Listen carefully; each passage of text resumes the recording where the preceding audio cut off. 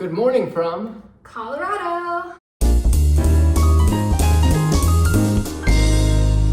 So this is our first proper video we're making, and we're going to do a travel Q&A. We thought that would be fitting since we met traveling, and our whole kind of YouTube is going to be based off of traveling.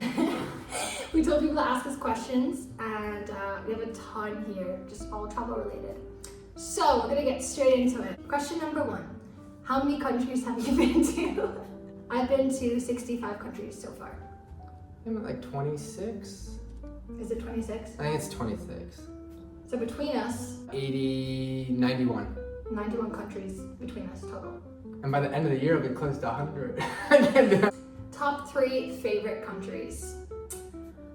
Okay, the US for me, even though I live here now, it's still my top favorite country. It's my top favorite too. Well, yeah, a little patriot over here.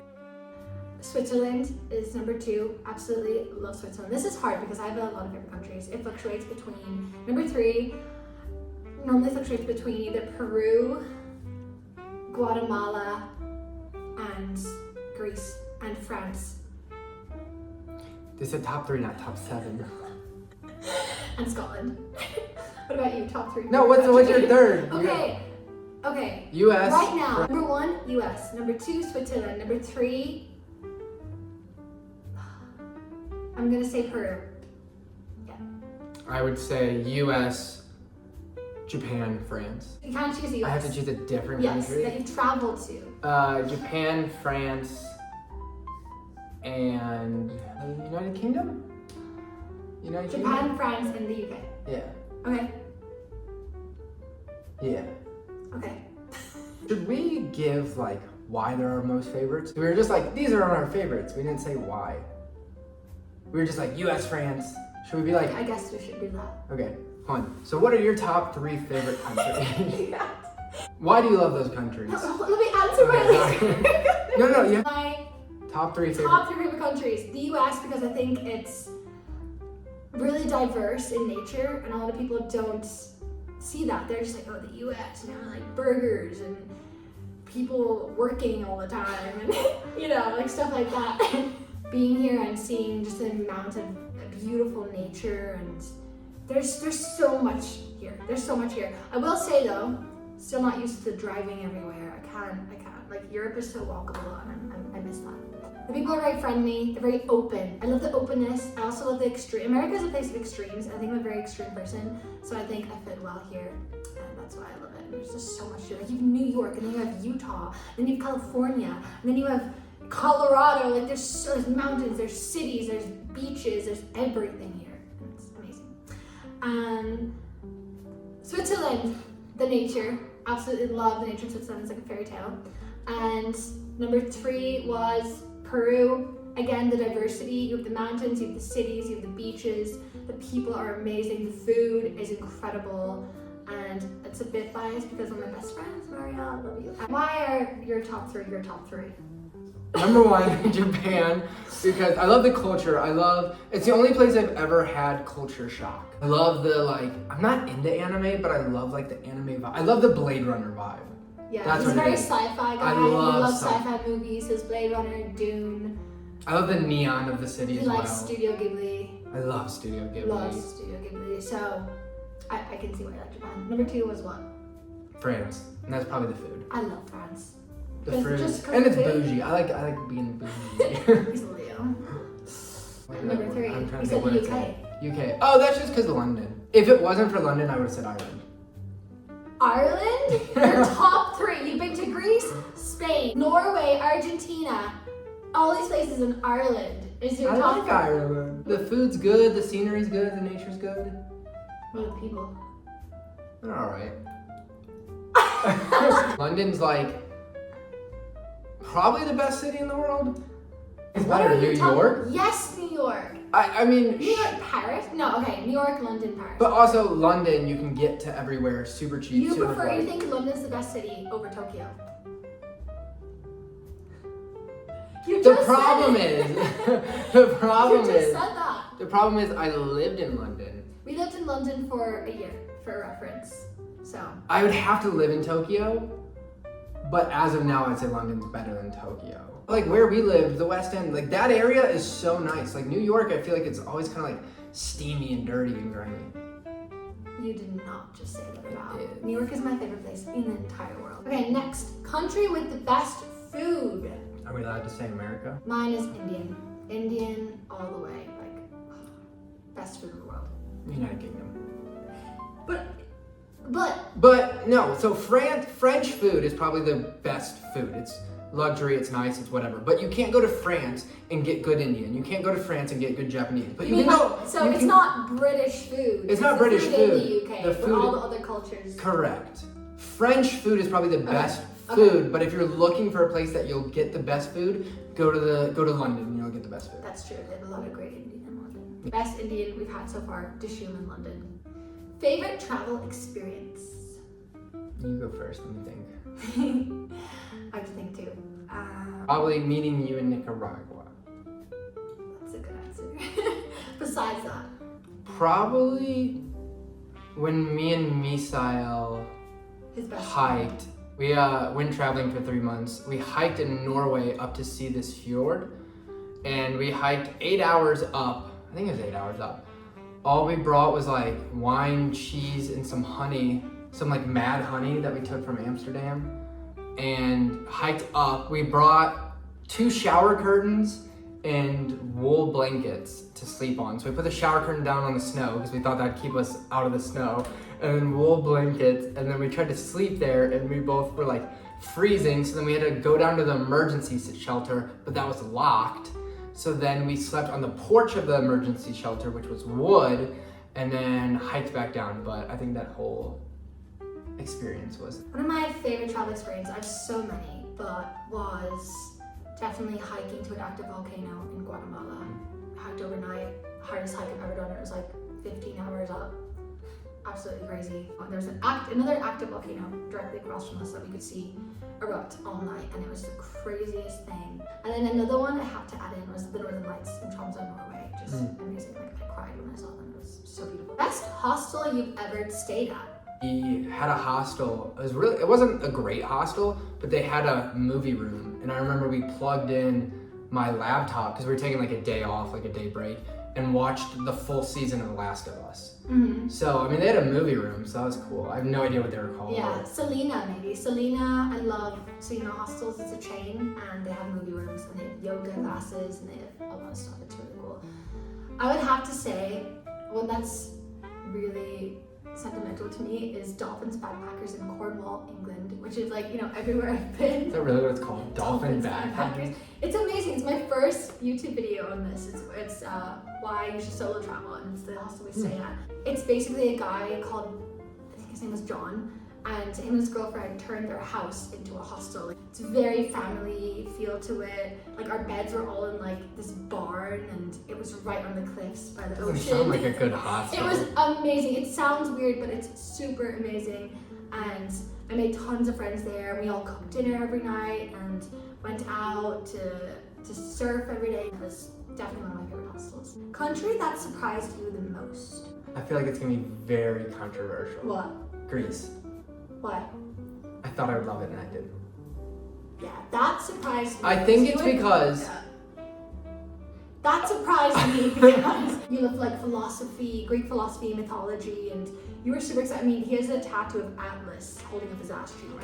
well, also Socrates. And all of this. It's like, so I really thought you would, and you love Greek food. I think it is because we went to Athens and we didn't do like Mykonos or any of the small bougie islands. We did Rhodes. Oh, we did do Rhodes. Yeah, we did Rhodes. We did Rhodes. In Athens. In Athens. But you didn't like Rhodes?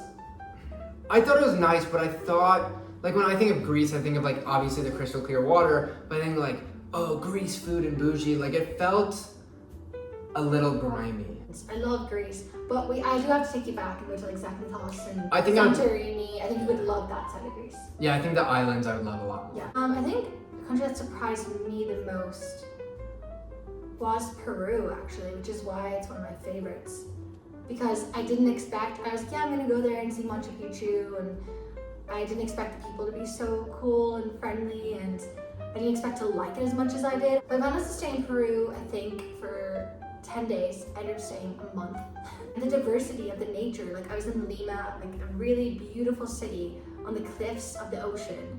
And then I would go to Cusco, and just like so historic, and then Machu Picchu, and then I'd go to Lake Titicaca, and it was just. Sorry. I never was in Lima. You were supposed, when we first met, he was supposed to come meet me in Lima. For like 6 hours later. 6 hours, because we had just met, and I think it was like 2 weeks after we met in Nicaragua. I went to stay with a friend in Lima, and we were talking, and he was texting me, and he was like, yeah, I'm going to Machu Picchu, I'm happy to stop over in Lima. And I was like, oh, let's hang out. And then your flight got cancelled, or what happened? It was during like the protests, and it kept delaying because there was active protests, and it's like, hey, we can't take off right now, it's unsafe, we're gonna delay 2 hours. So like, okay, fine, whatever. And then they're like, we're gonna delay another 2 hours. And I remember texting you like, now we're coming at this time. Yeah. And I was like, oh, I hate to do this, but now we're coming at this time. And I was like, then we couldn't meet up. Yeah. But. Well, and then they changed the flight, so we didn't even have the layover. Yeah. Like it wasn't even, oh, we're still having a layover. It's just, nope, it's now a direct flight or something. That was crazy. I need to take you to Lima. You would love Lima. Oh, next question. Where did you guys meet? So we met in Nicaragua on the island of Ometepe. I had rented a motorcycle and ended up crashing said motorcycle and subsequently losing my phone and wallet, and then drove that motorcycle back to, because I knew where the hostel was at, and luckily I already booked for the night. And then I walk into the hostel room and there's my future little wife sitting there. They got like a treehouse hostel. It's called like Cocopelli? Cocopelli, was that it? Yeah.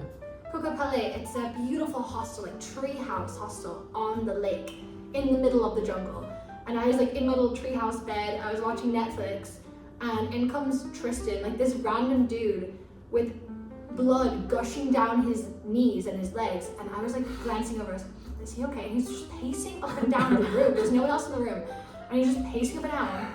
And I was like, what is he doing? And then like maybe like 10 minutes later, he comes over to me and he's like, hi. So I just crashed my motorcycle, I lost my wallet and my phone. Can I use your phone to call back home and sort some things out? And I was like, yeah, sure. He called his mom, and I actually talked to his mom. Shout out to Rachel. I talked to her that day too, and yeah, we ended up talking all night. We started talking about movies. We're both massive movie nerds, and we talked maybe like 2 hours straight just about movies. And then people were trying to sleep in the hostel, and then at one They point, kicked us out. like they're like, oh yeah, can you guys stop talking or just get out? So we decided to go down and sit by the It was only like 8 o'clock at that point too. No, that was like midnight. Oh. So then we went down Our bad. we went down to the lake, and we sat. It was beautiful. There was like the clear stars, the clearest sky I've ever seen. So many stars out, and we sat and talked until 4 a.m. about life, about movies again, and just about and as my leg was propped up oh my on the gosh. there was like a little railing, and I had my foot propped up and my leg was just like bleeding active. And I knew right then and there that this was my future husband. I actually really had like a strong feeling. And then the next day I had to get on a ferry. I was leaving. I was going to Costa Rica, and he was going to he was flying back home. You're flying back home to get your stuff. So me being the crazy person that I am, after knowing this guy crashed his motorcycle the day before, I was like, hey, can you give me a ride in your motorcycle into town? I was like, okay. Yeah, and I was like, yeah, and he gave me a ride into town on a motorcycle. You bought me breakfast. I bought him breakfast, which he still to this day hates that I had to buy him breakfast because I had no money. We got talking to a really cool Australian guy in there, and he was telling us about his ayahuasca journey. And then I later went to that ayahuasca retreat. Yeah, because the of that same guy. one that he said. Synchronicities. And so it was really sad saying goodbye, and then we went on our separate journeys. He was traveling, he was just out of the army, the military, and traveling for 3 months. And I was traveling the world for 2 years. So I think I think the next time we spoke was a couple weeks later, and I texted you about Japan. You were like, Japan. do you have any Japan recommendations? Because it was like on the trip. I had been a few months prior and gave him a few recommendations. We started talking back and forth on Instagram. He was like, I'm coming to Peru, but then that didn't happen. And then I traveled for the rest of the year. You traveled, got back home, started like your job back here in America and stuff. And then we just kept in touch over Instagram for the next few months that we were about traveling. And then eventually I got back to London. I think it was like 7 months later. And we started FaceTiming, and our FaceTime calls were 10 hours, 7 hours. And I think it was about like a month after I got back, he was like, okay, I'm coming to see you. And that was like 4 days later. He was I still remember having to ask my boss. I was so nervous. You remember that? Yeah, because you just started. I just started this job, and I was like, I don't want to ask Greg if I can have a week off. Yeah. I was talking to like the other people at work. Like, dude, it's fine. Just ask him for a week off. I was like, oh, and then I remember the whole morning, and then I was like, what time is he gonna be here? Because he was coming to like visit the site today, and they're like, yeah, I'll be here at 9. And the whole time I was waiting, and I was like, there he is. I was like, hey, Greg, can I talk to you? I was like so nervous. But then they were all for it. Actually, your boss like pushed you. And he gave me $100. Did they? Yeah. Yeah, and his boss like pushed him to go and see me. He was like, oh, you gotta go. And then he booked us like a really nice hotel in Covent Garden, and we had a week together. So then when I got home, I knew that I wanted to, give us a shot, and that the only way to do that, because we both didn't want to do long distance, was like, I'll move over there for a year. And then I moved over there for a year. We had a great year over there, and then it was amazing. We lived in Oxford Street for 6 months, and then Soho. Literally like my dream places to live in London. I was dreaming about living in Oxford Circus, Soho, Leicester Square area, probably like for 5 years since I moved to London. And then he comes along and he's like, I'll get you your dream apartment. And we lived in Oxford Circus, which was crazy, for 6 months. And 6 months in smack bang middle of Soho, which was crazy. Had the most amazing time in London together. And then in October, we moved here to the States. Which one of our apartments was your favorite? I like both of them, but I really liked Oxford Street. Really? Because I looked at the view, we had a view. We lived above a Harry Potter shop, and we had the whole view of like Oxford Street. It was so cool, just the lights and the people. It made me feel like I was living in the middle of like Times Square or something. Oh, we had the heated floors in the bathroom. Yes, that was so nice. Favorite places to travel in the US? New York. I do like Utah. I love Utah too. It's just very different. I've never seen anywhere like Utah. Like the rock formations, and it's crazy. I love it. I gotta say that, New York, and then probably Florida. Country with the friendliest people. Indonesia and Canada and Peru. I feel like I can only say Nicaragua. Where are you both from? Cork. Thank you. I'm from Dublin, Ireland, and... Not Rathfarnham. I'm from the United States of America, St. Louis, Missouri. Best country in the world. Favorite ways to pass time on a road trip? One, two, three. Podcasts. I absolutely love listening to podcasts. Like, anywhere I go. I listen to podcasts in the gym as I do my workouts. I think that's crazy. Love a good podcast. Road trips, we probably do. We go from Colorado to visit our family in St. Louis, and it's about a 12-hour drive, and the whole way just podcasts. And I feel like people would be like, wow, there's so many podcasts. It takes us probably triple the podcast length to get through it. So if it's a 2-hour podcast, it's going to take us 6 hours to get through it. Because we stop and talk a lot. We always pause it, and then we spend like an hour talking about one specific thing, and then we continue, and then we stop it again, and then we stop it again. It's like a joke in the car that somebody will play it. They'll say one sentence, and the other person will be like, hold on a second, and then like pause it. So podcast for sure. Oh, guess who asked this question?